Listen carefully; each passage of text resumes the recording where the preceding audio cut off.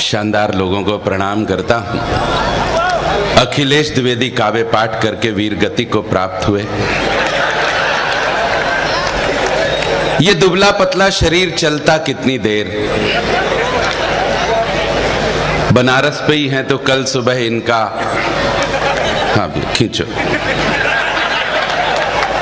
हंसने की बात नहीं है, फोटोग्राफर भी वही बनता है जिसको बचपन से ही दूसरों के घरों में ताक झांक की आदत होती है, बाद में वो पेशा हो जाता है। आप ये फोटोग्राफर भटकती आत्मा है, खुलना मस्ती करना। मैं टेंशन का कवि नहीं, अटेंशन का कवि हूं। ये जितने भी फोटोग्राफर होते हैं भटकती आत्मा है। किसी भी शादी समारोह में चले जाइए, जितने भी फोटोग्राफर होते हैं ये दूल्हे का फोटो दूर से लेते हैं, दुल्हन का क्लोजअप लेते हैं। एक शादी में मैं चला गया, फोटोग्राफर लगा हुआ था, दुल्हन का चेहरा कहीं ऐसे करे, कहीं ऐसे करे, कहीं ठुड्डी, कहीं गाल, कहीं बाल। मेरा दिमाग खराब हो गया। मैंने कहा कर क्या रहा है? वो बोला भाई साहब आप बीच में डिस्टर्ब मत करना, मैं दुल्हन को अपने हिसाब से एडजस्ट कर रहा हूं। अरे मैंने कहा अगर आज की रात तू करेगा तो दूल्हा कब करेगा यार उसको एडजस्ट। तो ये सब वही हैं, इनको मैं प्रणाम करता हूं। मस्त रहना।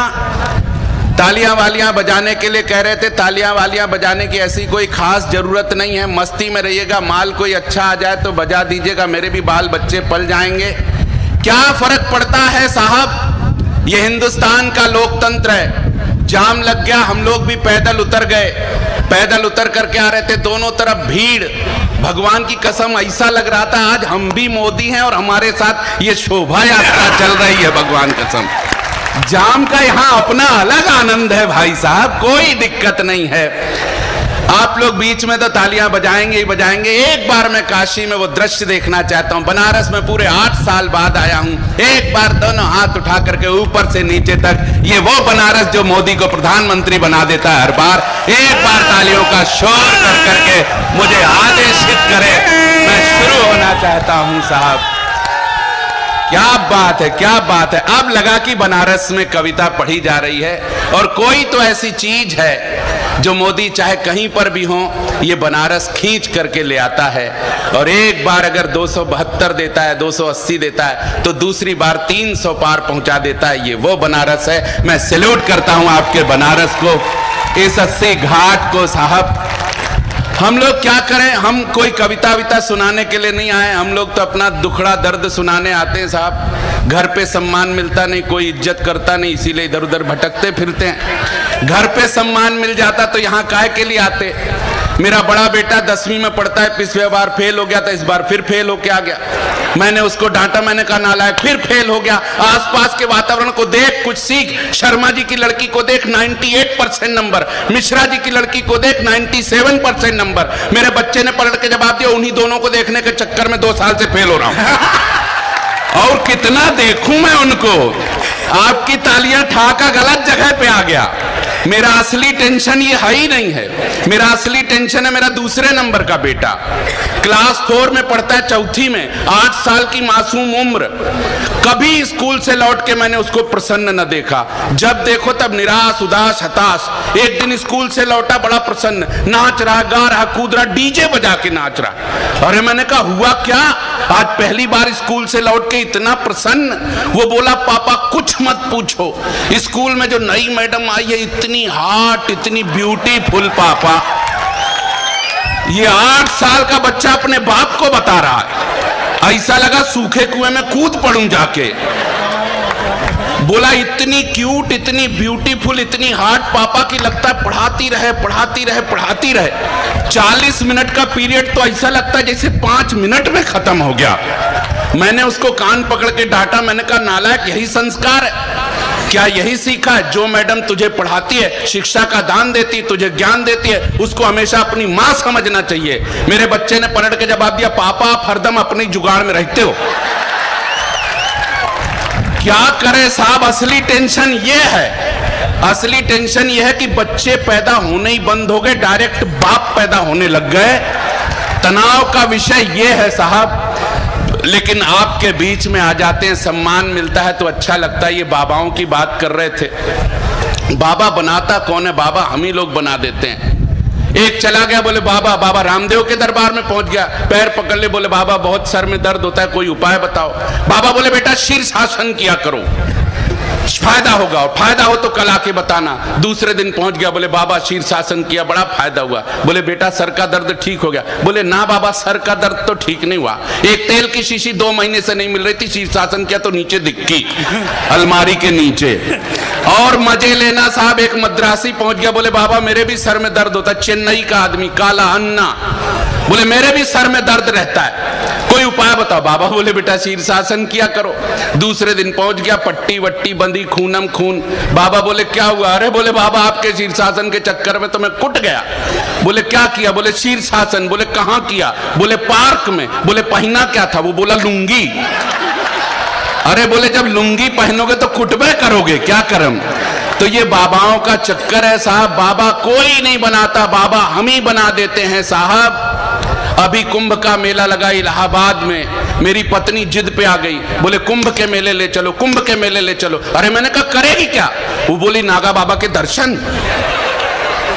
अब पत्नी जब जिद पे आ जाए तो कौन न माने। मैं लेके आया उसको, घाट में डुबकी लगा के निकले तो देखा एक नागा बाबा खड़े हैं साक्षात। मैंने पत्नी ने पैर पकड़ ले, बोले नागा बाबा आशीर्वाद दो, मेरा पति बड़ा आदमी बन जाए। नागा बाबा आशीर्वाद दो, 80 घाट पे जा रहा, वही सबसे ज्यादा सुना जाए। 10 मिनट तक नागा बाबा सुनता रहा, बाद में भड़क गया, बोले देखो देवी जी मैं कोई नागा बाबा नहीं हूं, मैं तो खुद नहाने घुसा था, कोई कपड़े उठा के ले गया मेरे, मैं खुद आधे घंटे से परेशान घूम रहा हूं और तू मेरे को नागा बाबा बनाने पे तुली हुई है। तो ये बाबा हम ही लोग बना देते हैं साहब, और कोई नहीं। बाबाओं के चक्कर में मत पड़िए, कहीं कोई योग करने की जरूरत नहीं, किसी योगाश्रम में जाने की जरूरत नहीं है, घर पे रहिए, माँ बाप की सेवा करिए, इससे बड़ा ना तो कोई योग है ना कोई योगाश्रम है साहब। आपसे तालियां बजाने के लिए सारे कवि इसलिए नहीं कहते कि कविता बजाने से कोई ताली छोटी बड़ी हो जाती है। खुले बनारस मेरे साथ, 8 साल के बाद आपके दर्शन कर पा रहा हूं। तालियां बजाने के लिए इसलिए नहीं कहते कोई कविता छोटी बड़ी हो रही है, हम तालियां बजाने के लिए सिर्फ इसलिए कहते हैं आपसे क्योंकि वर्तमान दौर में ताली एक ऐसी चीज बची है जो कम से कम सांप्रदायिक नहीं है। वाह वाह वाह वाह वाह वाह। वरना तो सारी चीजें सांप्रदायिकता में बढ़ गई, रंग बढ़ गए साहब, हरा तुम्हारा केसरिया हमारा, जानवर बढ़ गए, गाय तुम्हारी बकरी हमारी। ऐसे में ताली एक ऐसी चीज बची है जो चाहे हिंदू बजाए, मुसलमान बजाए, सिख बजाए, ईसाई बजाए, ताली की आवाज कम से कम एक जैसी आती है। वाह। ताली गुजराती बजाए, मराठी बजाए, सिंधी बजाए, ताली की आवाज एक जैसी आती है। और मेरे बनारस के अच्छे लोगों, ताली तो इस बात पे उठे कि अमीर और गरीब आदमी की थाली में अंतर हो सकता है, लेकिन उसकी ताली में आज तक कोई अंतर नहीं होता है भाई साहब। इसलिए भी तालियां वालियां बजाने के लिए कहते रहते हैं साहब। ये अवधी बोलने वालों का क्षेत्र है, यहाँ अवधी बोली जाती है बड़े प्यार से। मैं जहां से आया हूं बघेली बोली जाती है बड़े प्यार से। 2 पंक्तियां देता हूं, फेसबुक में दी, बड़ी वायरल हुई। क्या हुआ साहब, सपा बसपा गठबंधन हुआ, लोगों ने बड़ी उम्मीदें लगाई थी कि शायद ये गठबंधन काम करेगा, चिंता का विषय था। लेकिन हुआ क्या, एक सीट में डिंपल, ऐसे ही बोली जाती है अवधि, हाँ ठीक है, एक सीट में डिंपल, दूजी मां धर्मेंद्र पे ध्यान रहा हाथी वाली मां और साइकिल घुस गए नाली मां।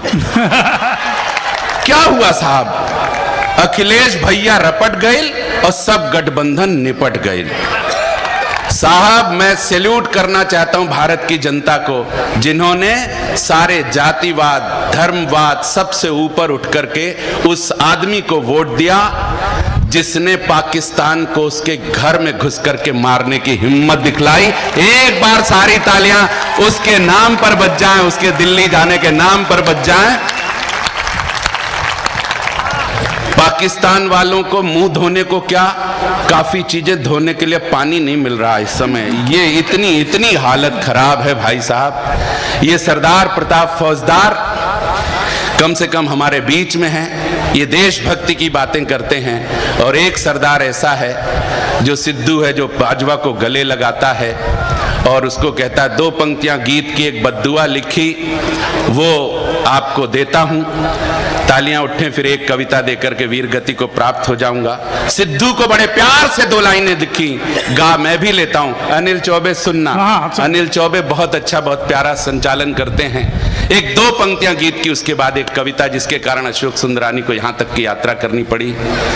सिद्धू को बड़े प्यार से, अटल बिहारी वाजपेयी नहीं रहे और सिद्धू बजाय उनकी शव यात्रा में शामिल होने के पाकिस्तान निकल लिए, तब बड़े प्यार से ये पंक्तियां बनारस की शानदार जानदार जनता को कि भारत की दुआएं लेता जा, भारत की दुआएं लेता जा, जा तुझे सुखी इंसान मिले, यह पुण्य धरा ना मिले तुझे, तू मरे तो पाकिस्तान मिले। एक बार तालियां उठाइए, मैं एक कविता सुनाना चाहता हूं आपको। हम लोग तो साहब क्या हैं, हास्य का कवि, हास्य को उल्टे सीधे सवाल मिले, उल्टे सीधे जवाब देने पड़े, हास्य का कवि तैयार हो गया साहब। हम ज्यादा पढ़ लिख नहीं पाए, ज्यादा पढ़ लिख इसलिए नहीं पाए क्योंकि बड़ों ने हमको कंफ्यूज किया। जब हम 6 साल के हुए, पिताजी ले गए स्कूल में नाम लिखवाने के लिए, मास्टर जी ने हमारा नाम लिखा, सर पे प्यार से हाथ फेरा, पिताजी से पूछा किसका बच्चा है, तो पिताजी भावुक हो गए, बोले मास्टर जी आप ही का है। तो साला हम टेंशन में आ गए कि हम 6 साल तक गलत आदमी को अपना बाप समझ रहे थे, बताओ यार हैं?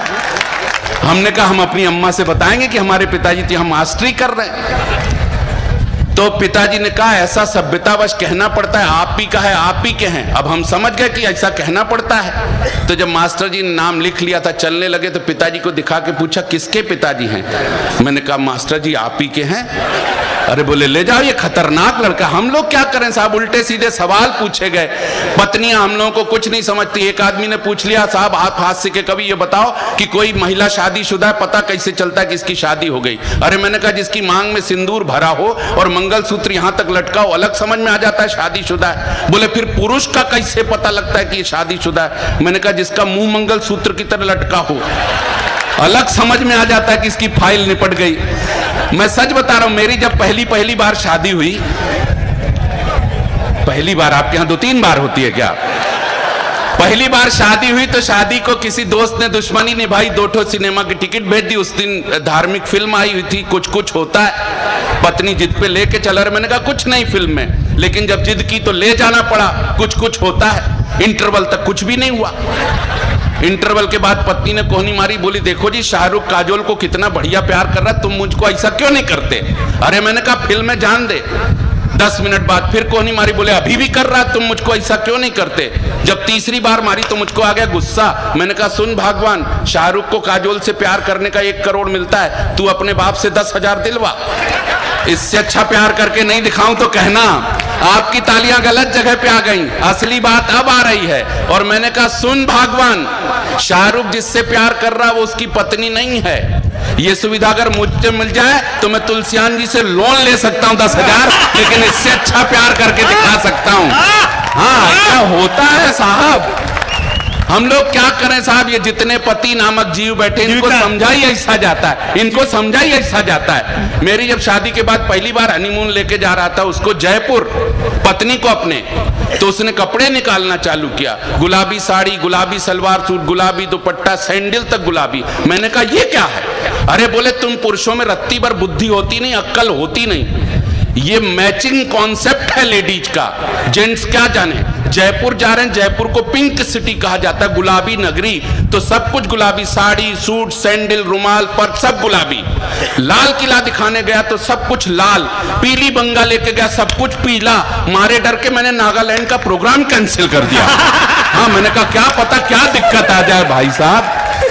इसलिए एक बार दोनों हाथ उठा करके हर हर महादेव का नारा हो जाए, एक बार तालियां हो चाहिए। बनारस भैया जूता बता रहे हैं, जूता।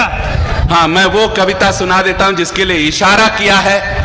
एक कीमती 6 मिनट दीजिएगा मेरे बनारस के अच्छे लोगों। इतनी बड़ी भीड़, बंबई में 100 कार्यक्रम होते होंगे, 100 कार्यक्रम मिला करके जितनी भीड़ होती होगी उतनी एक कार्यक्रम में बनारस के 80 घाट में हो जाती है साहब। यही वो बनारस है। आइए एक कविता सुना देता हूं जिसके अशोक सुंदरानी को अशोक सुंदरानी बनाया। कविता क्या है, एक कीमती 6 मिनट दीजिएगा, उसके बाद मैं भी वीरगति को प्राप्त कर जाऊंगा। यहां तमाम मीडिया के लोग बैठे, मीडिया की उपज है ये कविता। मीडिया आजकल का इतना तेज इतना तेज इतना तेज कि आजकल घटना घटी और अखबार में छपी, इधर घटना घटी नहीं और अखबार में छपी नहीं। अब तो कभी कभी घटनाएं इंतजार करती हैं कि अखबार में छपे तो हम घटें। मुझे एक छोटी सी घटना याद पड़ती है, बहुत अच्छा सुन रहे हैं, मजा आ गया। मुझे एक छोटी सी घटना याद पड़ती है। एक बार एक जंगल में एक बंदर अपनी बंदरिया को अपनी बहादुरी के किस्से सुना रहा था। बंदरिया भी बड़े ध्यान से सुन रही थी। सुनते सुनते जब बोर हो गई तो बंदर से बोला, इतना ही बहादुर है तो नीचे शेर बैठा है, उसकी पूंछ मरोड़ के दिखा। अब साहब, जो बंदर अपनी बंदरिया की बातों में आ जाते हैं, नहीं मैं आप लोगों को कुछ नहीं कह रहा, जो आ जाते हैं वो ऐसा भी कर लेते हैं। बंदर ताव में आए, नीचे उतरा, शेर की पूंछ मरोड़ दी। शेर ने सोचा कोई ताकतवर जानवर है, तब तो ऐसी बदतमीजी कर रहा। आंख खोल के देखा तो बंदर, शेर का दिमाग खराब हो गया। उसने लाल लाल आंखें करके बंदर को दौड़ा दिया। अब बंदर आगे आगे, शेर पीछे पीछे, जाए तो जाए कहां, भागते भागते जंगल खत्म हो गया। तो बंदर एक गांव में घुस गया। गांव में कहां जाए तो देखा एक टेलर मास्टर अपनी मशीन छोड़ के चला गया था। मशीन के ऊपर अखबार रखा था, अखबार के ऊपर चश्मा। बंदर को जान बचाने का कोई तरीका नहीं सूझा तो उसने जाके चश्मा लगा लिया और पूरा अखबार सामने करके कुर्सी पे बैठ गया। और शेर आया तो भटक गया क्योंकि बंदर पूरा अखबार में ढक गया। तो उसने टेलर मास्टर के धोखे में बंदर से ही शेर ने पूछा, क्यों भाई, तुमने इधर से एक बंदर को भागते देखा क्या? तो बंदर ने भी अखबार पढ़ते पढ़ते अखबार के पीछे से जवाब दिया कि वही बंदर जिसने अभी कुछ देर पहले शेर की पूंछ मरोड़ी। तो शेर हैरान रह के बोले, छप गई क्या गुरु? इतना तेज मीडिया साहब कि जंगल का राजा शेर तक डरे। तो मीडिया की उपज है साहब। तो जब अमेरिका के पिछले राष्ट्रपति जॉर्ज बुश इराक के दौरे पर गए तो एक इराकी पत्रकार जैदी ने उन पर जूता फेंक दिया। अंतरराष्ट्रीय घटना थी साहब। बुश पर वो जूता पड़ने के बाद अपने हिंदुस्तान में एक क्रम चला, कभी इस पर, कभी उस पर, कभी इस भ्रष्ट नेता पर तो कभी उस भ्रष्ट नेता पर। अभी 10 महीने पहले कांग्रेस के एक नेता को दिखाया गया, चला गया। मैं नाम नहीं लेना चाहता वरना आप समझ जाएंगे कि मैं जनार्दन द्विवेदी की बात कर रहा हूं। तो जब लगातार नेता जूता जूता नेता चला तो लोगों ने जूते को बधाई दी। बोले, जूते भाई बधाई, इस समय तो तुम दिख रहे हो टीवी पे। तो मैंने भी बधाई दे दी जूते को। मैंने कहा, भाई मेरी भी बधाई स्वीकार करो। मेरा इतना सुनना था कि जूता रोया फूट फूट कर। मैंने कहा, क्यों रो रहा? बोले, तमाम लोगों ने बधाई दी, अफसोस नहीं हुआ, लेकिन जब तुम्हारे जैसा कवि मुझे इस बात के लिए बधाई देता है तो दिल टूटता है। और आज तक हिंदुस्तान के किसी कवि ने मुझे कविता लिखने का विषय ही नहीं समझा। तुम बनारस जा रहे हो, वो जगह जो प्रधानमंत्री बनाती है हर बार। अगर मेरा दर्द तरीके सलीके से रख पाए तो मैं धन्य हो जाऊंगा। मेरे बनारस के अच्छे लोगों, 11 वर्ष की काव्य साधना आपके चरणों में रखता हूं। बोले, अगर मेरा दर्द तरीके सलीके से रख पाए तो मैं धन्य हो जाऊंगा। बनारस के लोगों के बीच में जूते का दर्द रखता हूं। एक पल के लिए मान लें कि जूता आपसे बात कर रहा है। जूते का दर्द, अशोक सुंदरानी की जुबानी। मंच का भी ध्यान चाहता हूं कि हम कभी, अभी तक मैंने आपसे एक बार भी तालियों के लिए नहीं कहा। कोई भी बात कलेजे में ठक से लग जाए तो बनारस यूं भी तालियों की बरसात कर देती है कि हम कभी कपड़ों से, कभी चमड़ों से मढ़े गए। किसी का बहुत प्यार आया तो हम सितारों में भी जड़े गए। हमने आदमियों की तरह कभी फर्क नहीं रखा अपनों में और गैरों में। हम जितने समय तक भी रहे, ईमानदारी के साथ रहे लोगों के पैरों में। हमने नुकीले पत्थरों का दर्द भी अपनी छाती पर सहा, लेकिन प्रतिरोध के स्वर में एक भी शब्द उफ का नहीं कहा। आप लोगों ने इतने लंबे समय के त्याग, तपस्या और बलिदान का हमें ये क्या सिला दिया? हमें कोई पुरस्कार देने के बजाय उल्टे हमारा कलेजा ही जला दिया। और हम अब तक आशिकों पर पढ़कर ही बहुत खुश थे यार, फिर हमें क्यों इन नेताओं पर चला दिया? भाई ये है बनारस, सैल्यूट करता हूं और सौगंध खाता हूं उस परमपिता की। कई जगह पड़ी होगी लेकिन सर्वश्रेष्ठ प्रारंभ आपने दिया है, इस काशी की धरती ने दिया है। अगर ये शुरुआत है तो आगे चल करके तो मेरी झोली में आप तालियों का परमाणु विस्फोट डाल देंगे। सैल्यूट करता हूं आप सबको कि हम अब तक आशिकों पर पढ़कर ही बहुत खुश थे यार, फिर हमें क्यों इन नेताओं पर चला दिया? क्या समझते हैं आप कि इससे घटा इनका सम्मान है? नहीं भाई साहब, दरअसल ये सरासर हमारा अपमान है।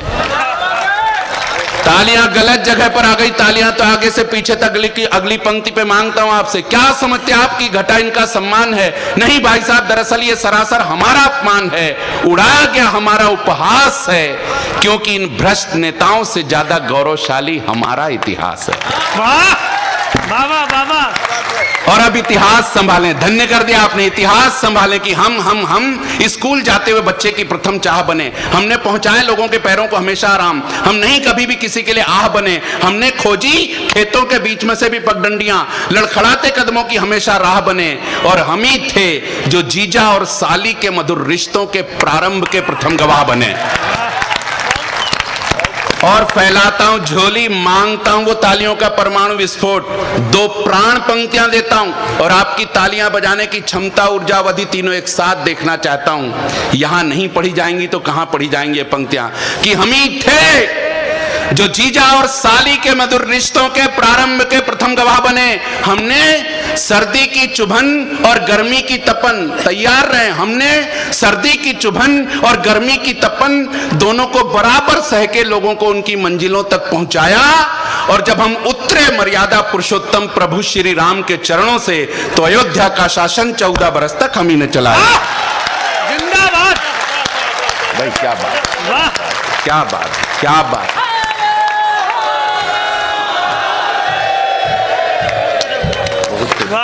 हम ही थे जब उतरे मर्यादा पुरुषोत्तम प्रभु श्री राम के चरणों से खड़ाऊ की शक्ल लेकर, तो अयोध्या का शासन 14 बरस तक हम ही ने चलाया।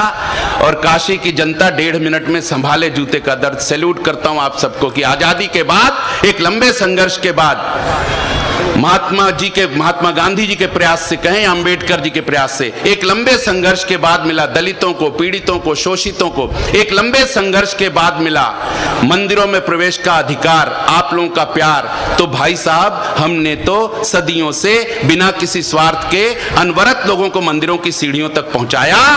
फिर हमारा क्या गुनाह था जो मंदिरों में प्रवेश कर भगवान के दर्शनों का अधिकार हमें आज तक नहीं मिल पाया? माफ करें, ये तालियों की पंक्तियां नहीं थी। अब काशी के लोगों, आपकी हिम्मत देखना चाहता हूं कि आप अपने ऊपर भी तालियां बजाने की हिम्मत जुटा पाते हैं कि नहीं। फिर हमारा क्या गुनाह था जो मंदिरों में प्रवेश कर भगवान के दर्शनों का अधिकार हमें आज तक नहीं मिल पाया?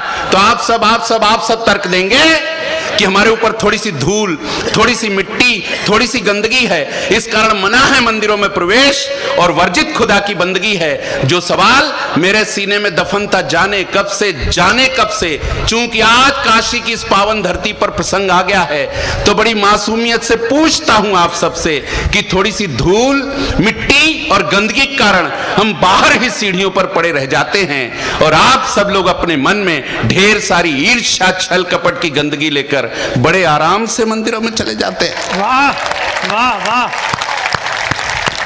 और अगली 4 पंक्तियों में व्यंग, वेदना, करुणा, ठहाका, हंसी, चारों चीज एक साथ आ जाए तो विदाई दीजिएगा।